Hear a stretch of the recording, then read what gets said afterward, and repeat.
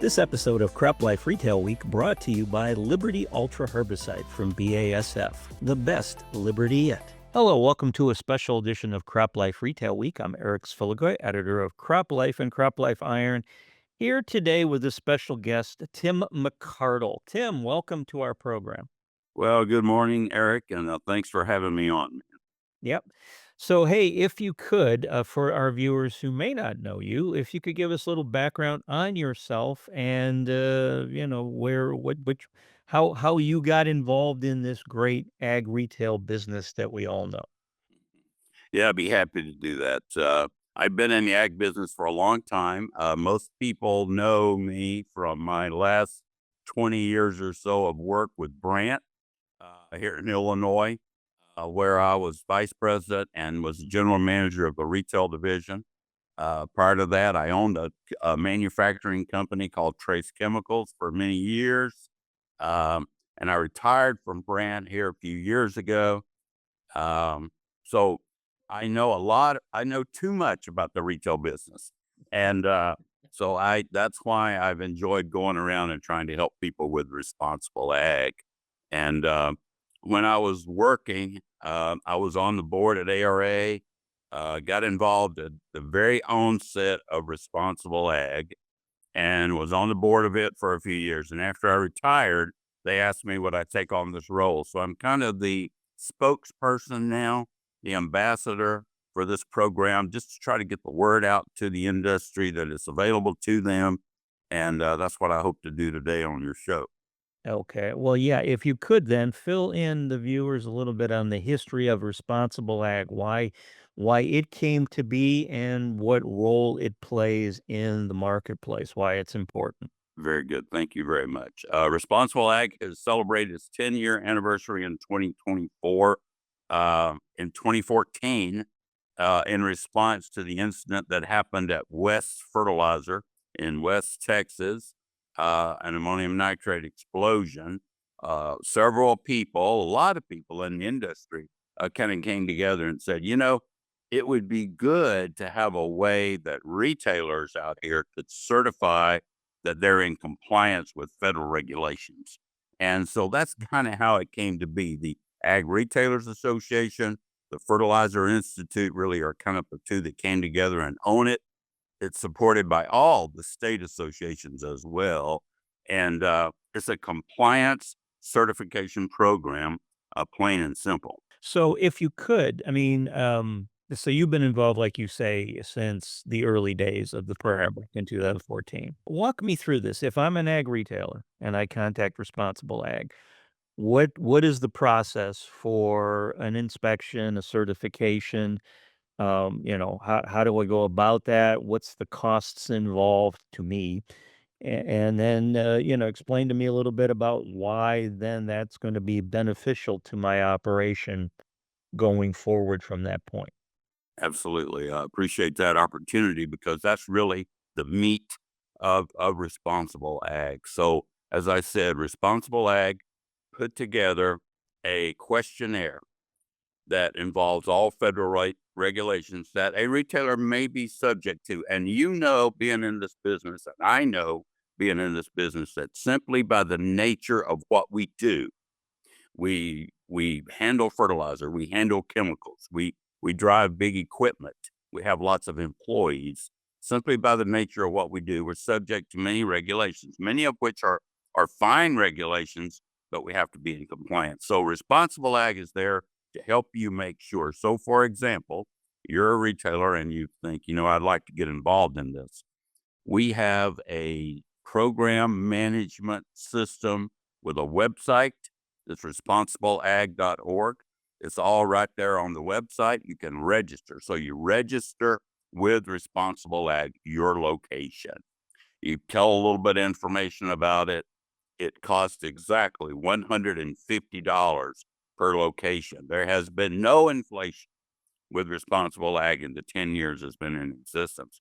And then what you do is you get lined up with a trained auditor that can come out to your facility and with you go through your facility and make sure that you're in compliance with regulations that you should be in compliance with.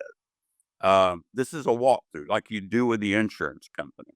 So I always want to make sure that people get it that this is not your environmental health and safety program. You should have one.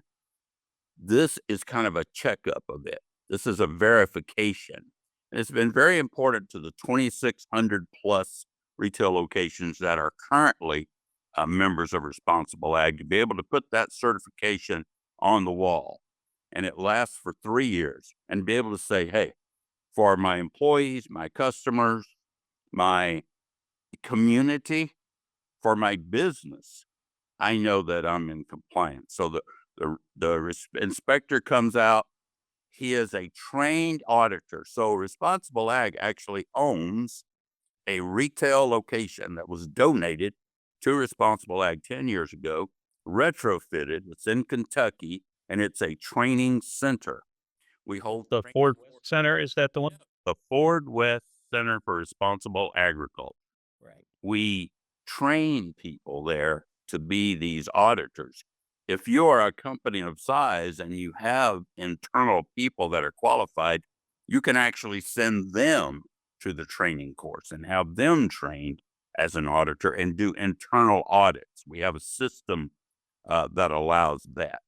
So the process is really easy. Um, it's set up to be easy. It's set up to be cost effective, for retailers. Okay.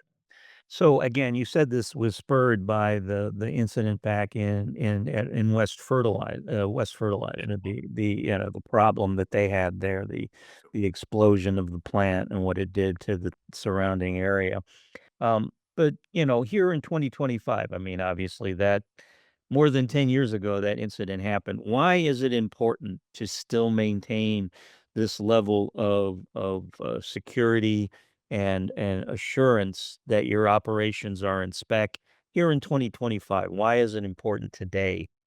Well, it's just as important, Eric, because obviously, like I said earlier on, number one, you know, being in compliance with these regulations is a mandatory thing for the safety of your employees, as well as if you were inspected. Those things haven't changed that much, but often as a retailer, you're not sure if you know exactly what all of those things are. Sometimes they creep up on you and you just don't know. We've got all size retailers that are members of Responsible Ag, the largest retailers and the smallest retailers. So you can put them really in kind of three categories. One, the largest retailers have a staff of people, right, to handle environmental health and safety. But many of them have found that Responsible Ag comes along and flanges right in with that and just verifies that they're covering all the bases. Then you have another tier. You have mid-sized retailers. Sometimes they're using a consultant to do this work. Okay. So it's the same thing. This works right with the consultant to make sure that you're covering all the bases. And then you've got the retailers that are really just trying to do it themselves. Really. They got an operational guy. He's also wearing that safety hat some days. And so he's trying to do this. And for those guys, this is critical because it makes sure they don't miss something key. Some of the findings we have in the audit with Responsible Ag, for example, is we find that people will not have up to date training for their lockout tagout program. Now, doesn't sound like a big deal, but it's an OSHA violation, and lockout tagout is very important. That's just an example. So it's very critical today. Um, you want to be safe and you want to be in compliance. After 30 years in the market, Liberty Herbicide was ready for an upgrade. BASF is proud to deliver the best Liberty herbicide yet. We took an important tool for farmers and made it better. A better Liberty herbicide for tougher weeds on the best farms. Liberty Ultra Herbicide, powered by Gluel technology from BASF. Visit liberty-ultra.us to learn more. And I'm not sure if you can answer my next question, but I'm gonna sort of put you on the spot a little bit. Can you cite me an example of, without naming names necessarily, But you cite me an example of a retailer that went through the responsible ag audit process and saw some immediate benefit, maybe, within the next month or the next years going forward, and what that benefit was from that audit. I can think of several cases. One particular case is the retailer handled anhydrous ammonia. Okay, and he had anhydrous ammonia site out in the country, and had the inspector from the auditor. We call him an inspector, the trained auditor from Responsible Ag, who came out and did the walkthrough with him, and they discovered that a couple of the valves on the big tank that they had out in the country were almost ready to go. And, it's just something they hadn't noticed, and that's a big time immediate benefit. I know some retailers that have taken responsible ag, become certified, and then basically had a customer meeting in and talked about it with their customers, because you know what? I was in the retail business for many years. Our customers drive onto our lot. They pick up their product there. Some of them send their son or their wife to pick up stuff on our lot. And every time you can tell them that you're doing a good job with safety and compliance, that this is a safe place for you to come and pick up stuff, I think it enhances your image with your customer. So there's a lot of subtle reasons behind this as well as the obvious.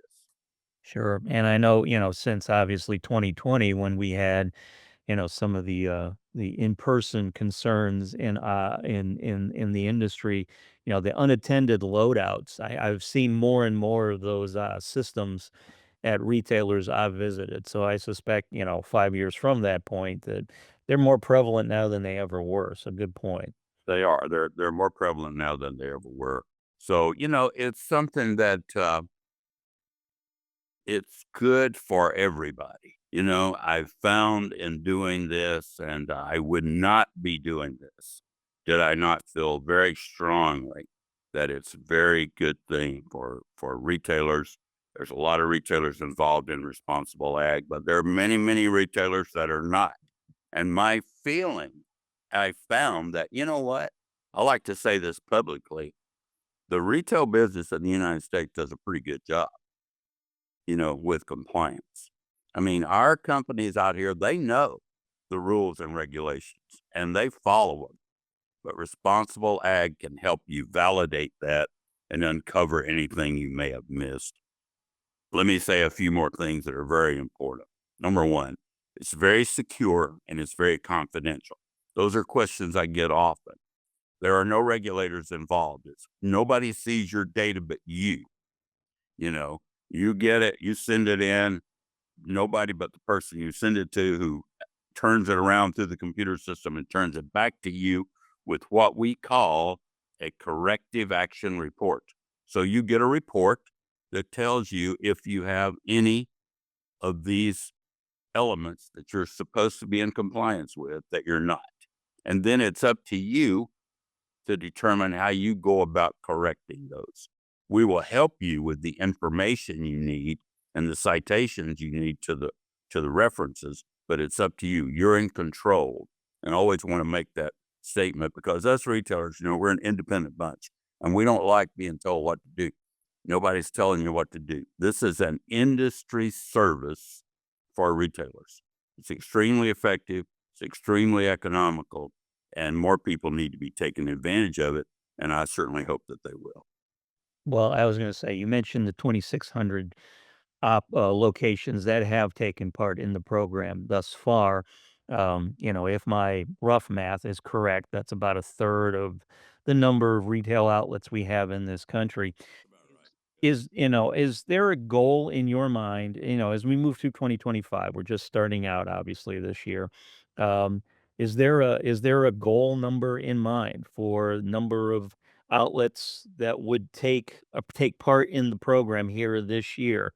in your mind, and how's that progressing thus far this year? Yeah, we have a goal. We have to set a goal and try to attain that goal. And my goal on every single year is to be able to add 50 locations. Okay. Whether or not I add them through, a company that's got 20 locations or 50 companies that's only got one location. My outreach is just simply to everyone, but the goal is to try to add 50 locations. Okay. And how it coming? I know it's early in the year, but how's it coming so far? It's going really well. I had a really good meeting at the Ag Retailers Association meeting, and followed up with some companies I had already been talking to about this, and have some people getting on board now. So I feel very confident about where we are going forward, and I'm very sensitive to the ebb and flow of the business. So when everybody gets in the field out there and in the spring and gets to going, I don't bother people too much during that time. So expect to be hearing from me during February and March. So. Very good. So then, looking beyond this year then, Tim, as we move forward, next couple of years, what kind of future plans do you have for the Responsible Ag program and for yourself? Responsible Ag program is right now continuing to develop and refine the audit questionnaire. And the other thing that we've done is we have developed what we call an integrated audit. And we have some larger companies that have an audit system of their own. And in order to prevent them from having to do double work or do this twice, we have a system whereby we can match their audit with our audit through a computer system, and they can do one audit and comply with Responsible Act. So that's pretty important for the larger companies. So we hope to continue to do that. As for me, hey, I'm going to continue to do this as long as I can be effective at it. I enjoy this business so much and the people in it, and it allows me that opportunity. Um, I don't know. So I don't have any plans to quit right away. Okay, fair enough.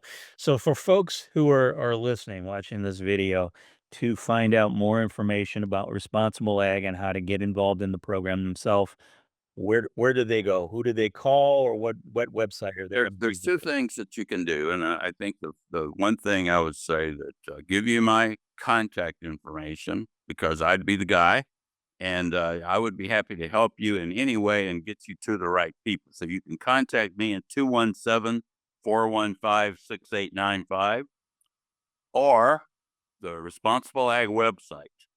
ResponsibleAg.org will get you all the pertinent information on Responsible Ag, plus give you the contact information for the program manager if you have a technical question about how to sign up. So just go to the website, give me a call, and we'll help you do this the best way for you. Very good. All right. Well, Tim, appreciate the lowdown on Responsible Ag. Now, of course, since you're on Retail Week, we're going to have to play the game at the end. So it is time for fun with number. So, Tim, the number I have for you is 14. Okay. 14. 14. And this is going to harken back to your days at Brandt. Okay. So, is 14, Tim, is that A, the number of years since Brandt started sponsoring NASCAR? Is it B, the rank of Brandt on the 2024 CropLife 100 list? Is it C, the number of sculptures present at Brandt's Springfield, Illinois headquarters? Or is it D, the number of coffees I've spilled visiting Brandt's offices over the years? It's not the number of we are in the Brant the Crop Life 100. It's not that. Um, 2010, 2010. This is what's 2025. It could be the number of years he sponsored NASCAR. It depends on how you do your math. So I'm going to go with that. You are correct. Yes, your math is correct. Yeah, when I looked it up, it said that Brandt has been a sponsor of NASCAR since 2011, so that is 14 years.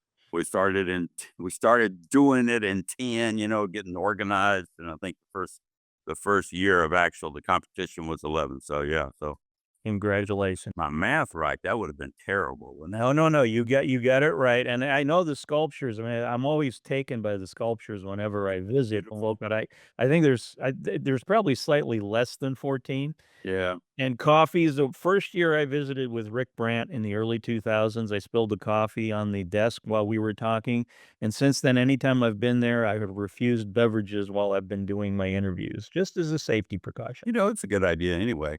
But Yep. those sculptures were collected by Glenn Brandt. Right.